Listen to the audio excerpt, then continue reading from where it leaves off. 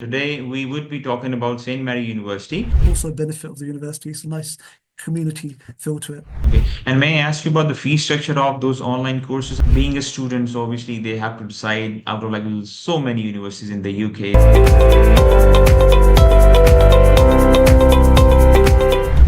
Hello and welcome.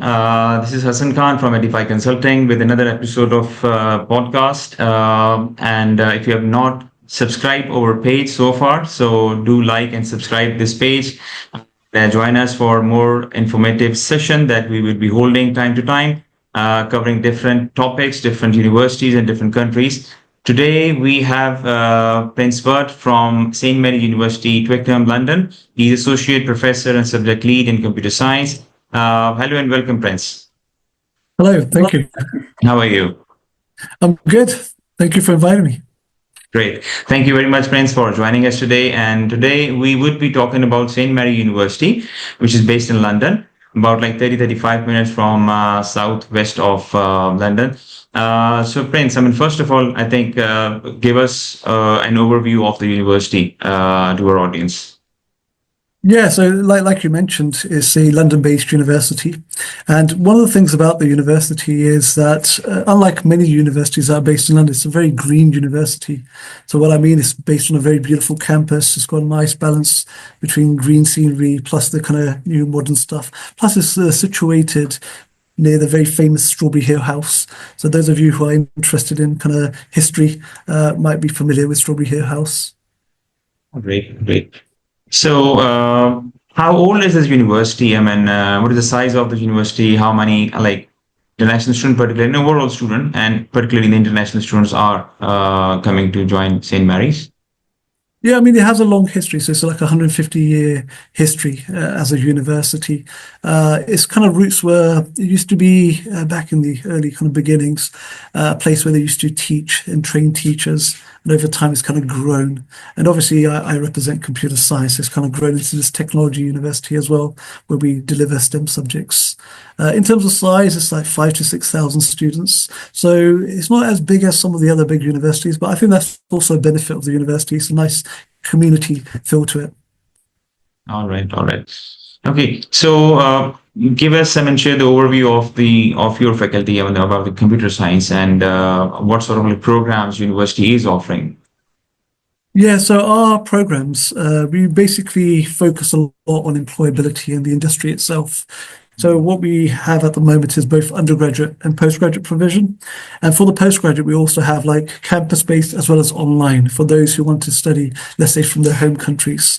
In terms of the subject areas, so we cover the range of computer science. So if you're looking for areas to specialize in, such as artificial intelligence, data science, cybersecurity, we basically have all of those provisions in our curriculum. All right. So, like you said, the online provision is also there. So, anyone from Pakistan can study online. Yes, they can. Yes. So if you want to kind of study from your home country, and let's say if it's not feasible to travel to the UK, you can have that option. So that is quite a popular option for many students. Okay. And may I ask you about the fee structure of those online courses? Let's say maybe someone from our audience, those who are listening to us, so they might be interested. Yeah, so obviously because it's online, so the fees are much, a lot less than what they would pay if they were traveling here. So it's about half of what they would pay if they were traveling to come to a campus-based course. So if you are looking for, let's say, a more cost-effective way of getting a internationally recognized UK qualification, that'd be a good way to do it. Okay. So we have both the options of undergrad and postgrad courses offered at St. Mary's. So being a student, so obviously they have to decide out of so many universities in the UK. So what makes differentiate St. Mary's from other universities in the UK? Why should I choose St. Mary's? Yeah, this really depends on what you want to get out of the learning experience. So usually when I kind of describe our university, the way I like to do it is to compare it to a traditional university. So what is a traditional university? Well, in a traditional university, you tend to have larger lectures. So usually hundreds of students that attend a lecture. The main kind of assessment will be exams. So you typically sit traditional exams, and then you may have seminars to support that. Whereas we focus practically on employability and building practical skills. Therefore, the type of learning that we have is much smaller classes where we build a nice community and you get to know your professors. We focus practically on practical skills. So a majority of your time you're actually spending in the lab and actually learning by doing things. And these are all unique things and, the strength of what I think people are looking for in a course. They want courses where they can do things, use the latest technology and learn practical skills. I think you covered, I think that was my next, obviously, question, how you combine theory and practical learning. I think this is very, very important. I think, yes, universities are highlighting and selling this theme and idea. So what were the percentage of, let's say, like you said, practical and theory? So what is the percentage, the practical, especially in the computer science curriculum? Yeah, so like I said, with us, if you have lectures as the main thing at a traditional university, for us, a lab. So majority of our sessions are dominated by lab sessions. So we do have lectures in there, and we do have seminars and other kind of forms of lessons. But majority, I would say 80% of your time, you would actually spend it in the lab, actually carrying out practical activities. So that's quite high when you compare it to a more traditional university. And Prince, tell us about internships or projects that is given to the students. Any like say real world projects. And then I think next question I will definitely ask about the relationship, particularly of your faculty with the industry. So first, I think if you answer on the projects and internship offered to the students. Yeah, the way we design our courses, we have what we call industrial liaisons. So actually our curriculum is designed with industry partners. So that's why it's very employability focused and practically focused. They have a input in the actual curriculum design. Then on top of that, when we're actually delivering the courses, we have a lot of industry input into it. So for example, we have regular industry talks where we have members of the industry coming in. So what you get is actually a course that is not only designed for employability, but you have the actual employers coming to the students. So the students don't have to go looking for the employers, but they can come onto the campus, deliver, dedicated talks, and then they get to kind of, interact and network with the industry directly. So how often, they get this opportunity? Are there some sort of like exhibitions arranged at the campus, throughout the year, once or twice a year, for example, to get this opportunity for the student? Yes, it takes different forms. So if you talk about industry talks, those are almost weekly. So either every week or every second week, we have a guest speaker coming from the industry. If we talk about hackathons, so these are events where students can go and apply their skills, we do that every semester. If we then talk about some of the bigger events like job fairs and these things, they happen every year. So there's a lot of different ways that they can actually engage with the industry. There's a lot of opportunities. And then there's also things that we do internally. So you mentioned you asked about projects earlier, but we have a lot of kind of internal projects as well, where we have some research projects or things where students can work on and actually be employed on to work on those projects. And again, that's another link to the industry itself. Okay. So student would get a lot of opportunities while studying at St. Mary's about the industries. All right, that's really good. I think this is something very important. Which goes to my next question about the career support and guidance. Because we try our best to recommend students. Whenever they're going to like out of Pakistan, going to UK or any other country. So stay or get in touch with the career department, career service department, which is really, really helpful. Not maybe at in the last year of their undergrad, but maybe initially. So how much I think importance we should give, for example, from the student perspective. How seriously they should work on those lines. Staying in touch with career support services. Yeah, I think it's very important because one of the things I kind of emphasize to students is employability should be there from day one. So you should be thinking about strategically where do you want to be, what career do you want to do, and usually the way I kind of express it to students is, you want to change something, you want to become something. Just assume you are that person today. If you Yeah, want to be yeah. a software engineer, assume you are the software engineer today.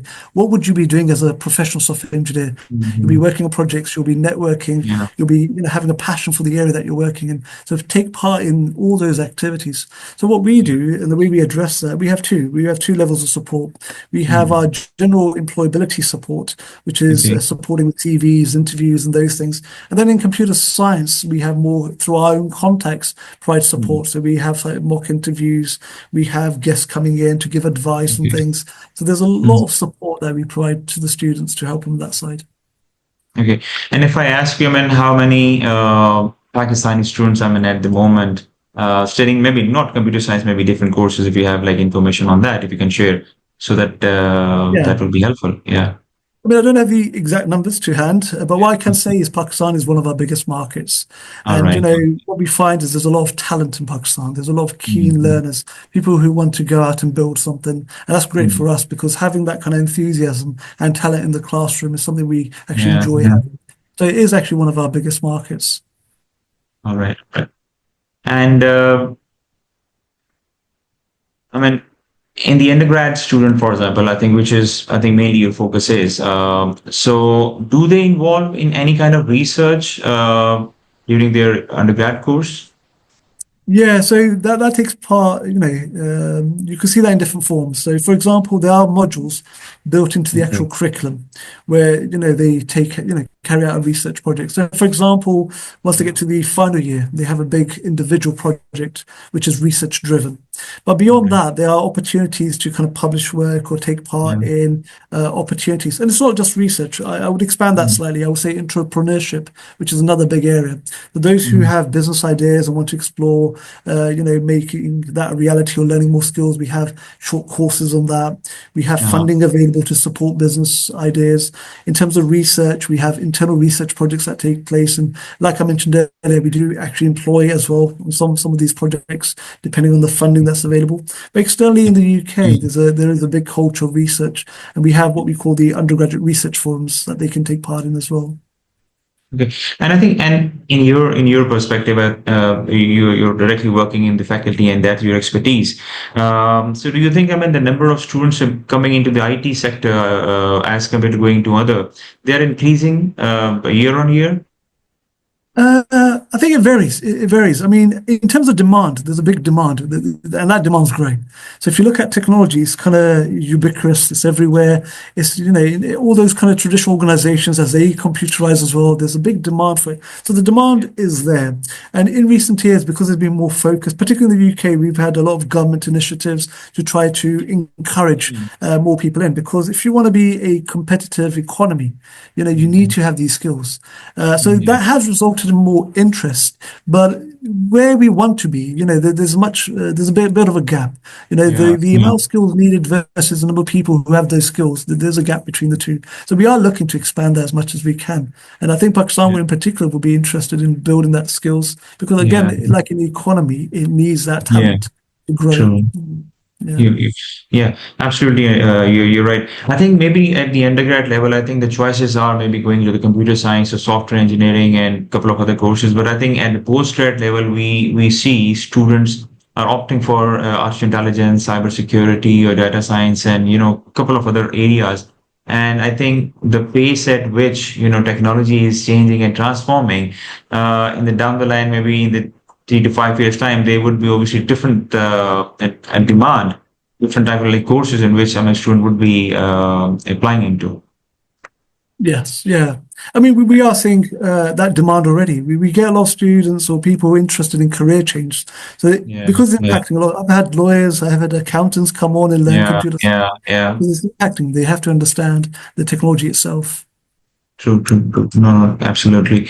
Okay, if we focus on on the facilities, I mean, for the students. So, what sort of facilities? I mean, we can highlight through this session for our students. I mean, what is offered by the university for students in terms of facilities? you're talking about? Yeah, so if we start with computer science more specifically, obviously we have state-of-the-art labs, and actually more recently in September we launched an esports arena, which is a Uh-huh. state-of-the-art esports arena for those who are kind of understand gaming and those side.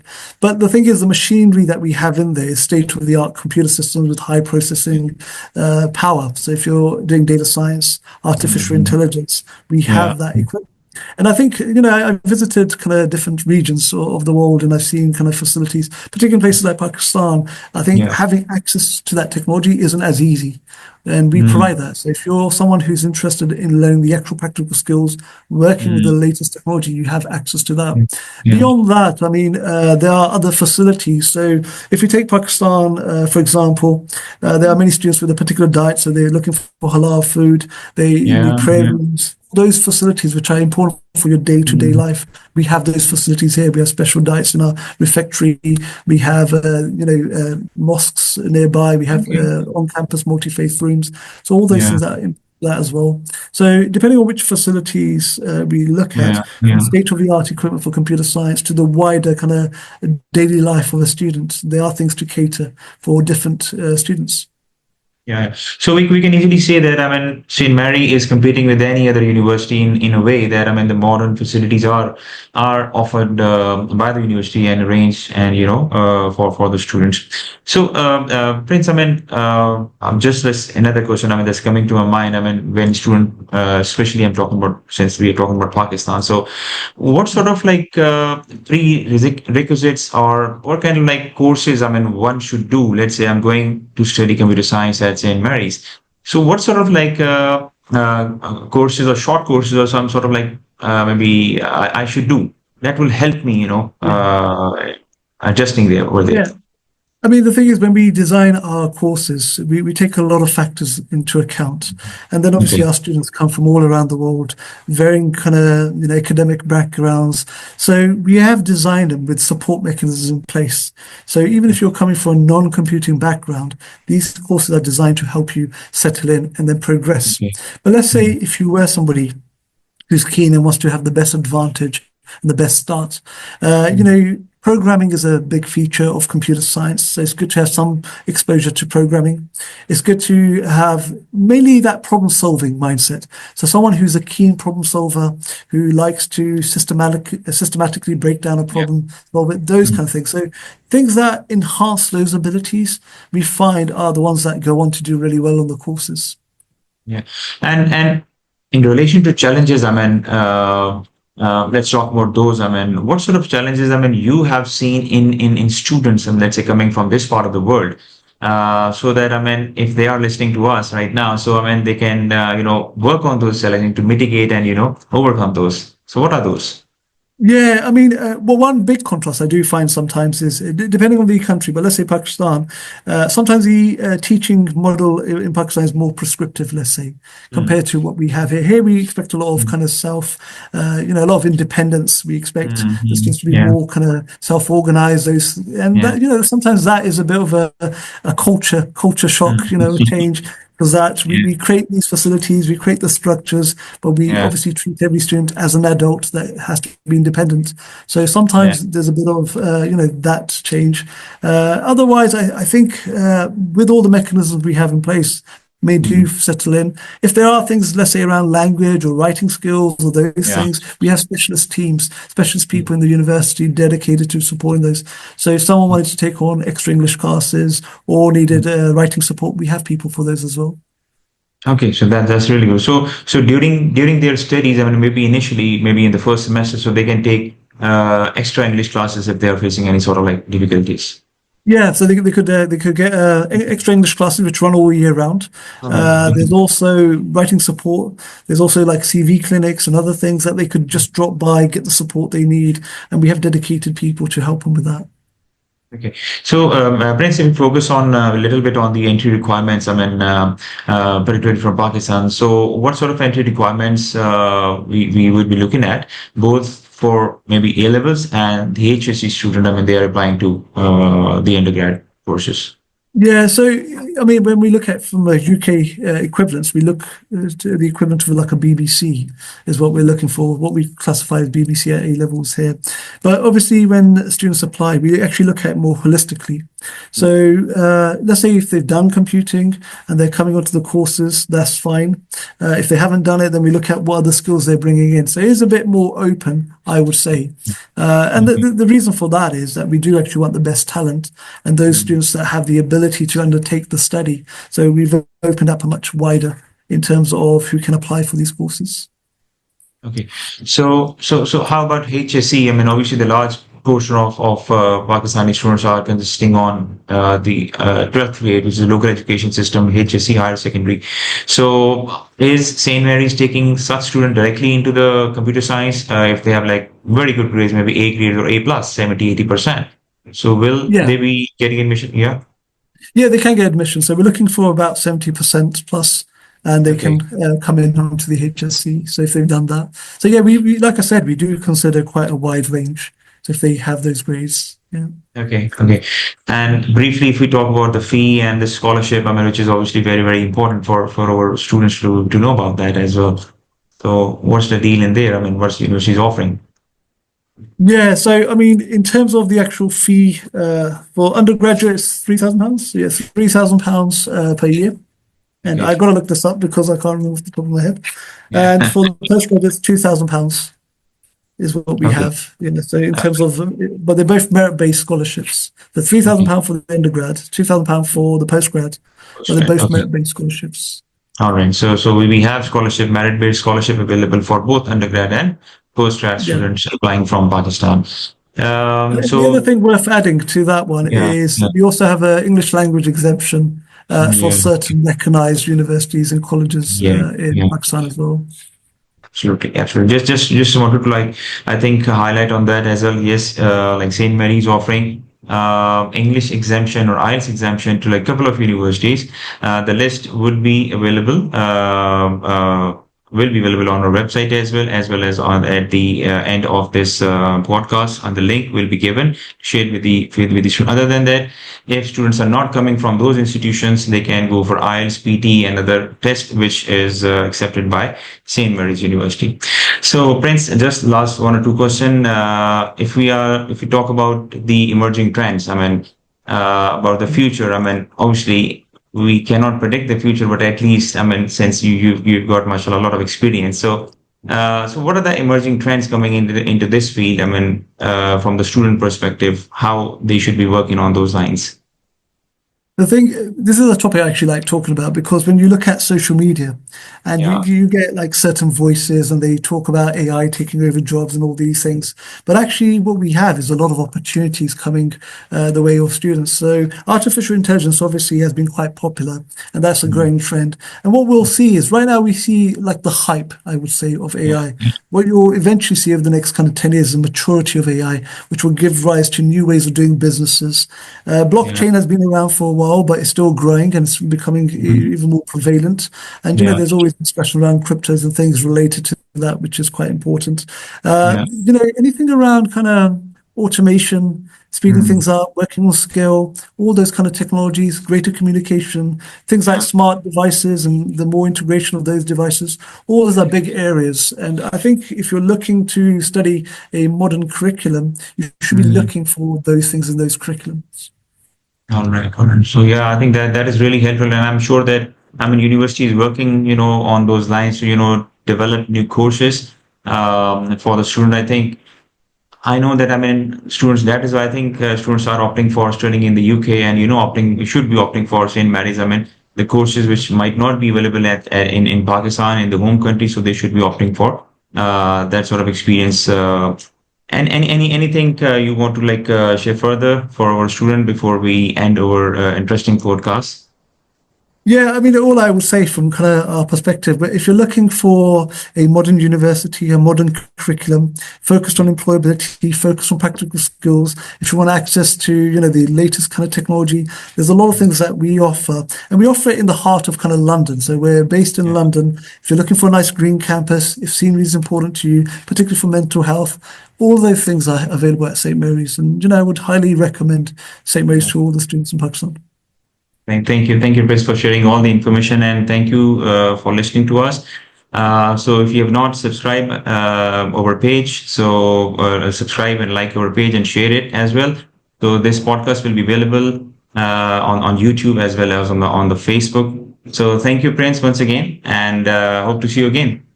Okay, thank you. Thank you for inviting me. Thank you. Bye bye. Okay, bye.